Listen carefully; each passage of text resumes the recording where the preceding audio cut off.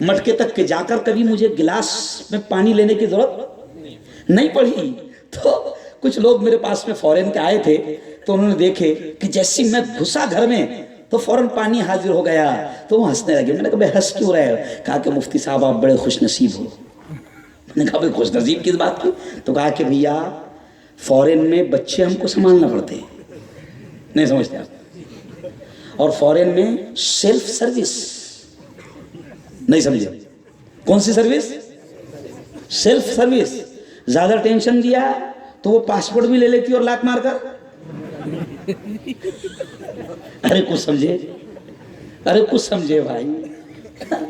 یاد رکھو حافظ قرآن حشر کا میدان ہوگا. سن لو اہم بات یاد آ گئی، سنا رہا ہوں. حشر کا میدان ہوگا جب ایک ایک نیکی کی ضرورت ہوگی، ایک ایک نیکی کی ضرورت ہوگی. قسم خدا کی، قسم خدا کی، ماں باپ کو یہ رتبہ حافظ قرآن کے کہ عزتوں کا تاج پہنایا جائے گا. اور حافظ قرآن کو کیا کہا جائے گا؟ اور اس کا ڈیمانڈ بڑھا دیا جائے گا اور کہا جائے گا ایسے 10 خاندان، ایسے 10 خاندان کہ جن پر جہنم واجب ہو گئی تھی، او حافظ قرآن، او 10 سال کے بچے، او معصوم بچے، تو حافظ ہے.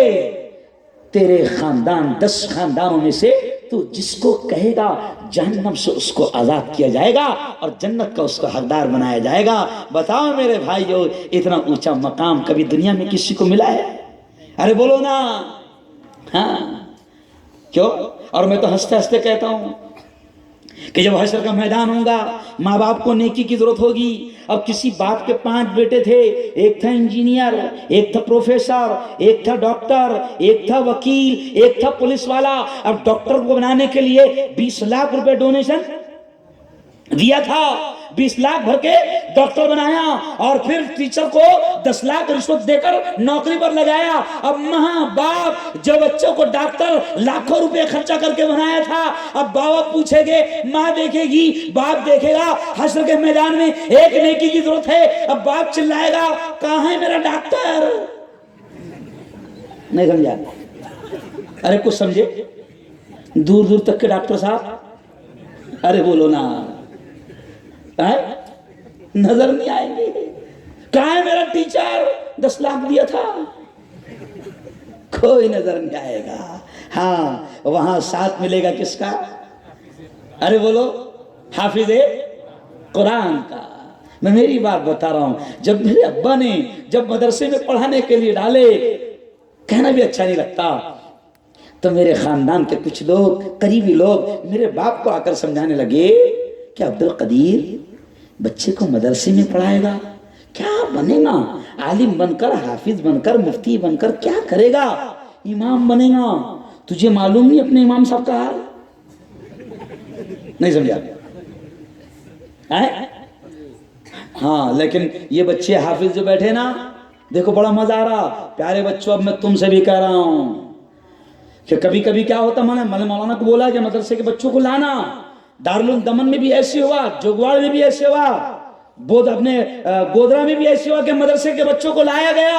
میں ان سے بھی کہہ رہا ہوں کہ یاد رکھو، کبھی کبھی مدرسے کے بچوں کے ذہن میں بھی، ظاہر بات ہے انسان ہے، ان کے ذہن میں بھی آ جاتا کہ یار ہم حافظ بن رہے، عالم بن رہے. اور کبھی کبھی ان کو ایسا لگتا کوئی دنیا دار مرسڈیز میں سے اترا، کوٹ ٹائی پینٹ صاحب، تو ان کو بھی لگتا یار اپن تو ایسا بن نہیں سکتے.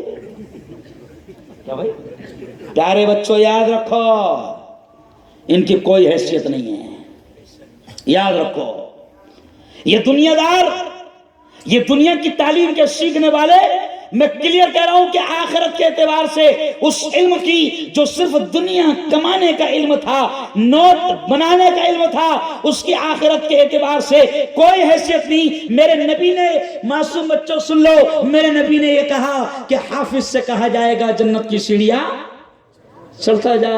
اور حافظ کا مقام، نبی نے یہ کہا کہ دنیا سمجھے نہ سمجھے، نبی نے کہا کہ دنیا میں سب سے اونچا مقام اس کا ہے جو حافظ قرآن ہو. بلکہ یہ بھی سن لو، پیارے بچے جو مدرسے کے ہوں گے وہ سن لیں کہ سن لو، اور آپ لوگ بھی سن لیں کہ حدیث میں یہ آتا ہے. آج ہی میں آتے آتے جماعت کے کچھ ساتھی میری گاڑی میں بیٹھے 50 کلومیٹر دور تو ہم تذکرہ کر رہے تھے، تو بات ہوئی آتے آتے، تو میں نے کہا کہ سن لو، جو حافظ بنتا ہے، عالم بنتا ہے، یہ میں نہیں کہہ رہا ہوں، اللہ کے نبی یہ کہتے ہیں کہ اللہ یہ کہتا ہے میں دین کے علم کے لیے، قرآن کے علم کے لیے لوگوں میں سے چند کو چنتا ہوں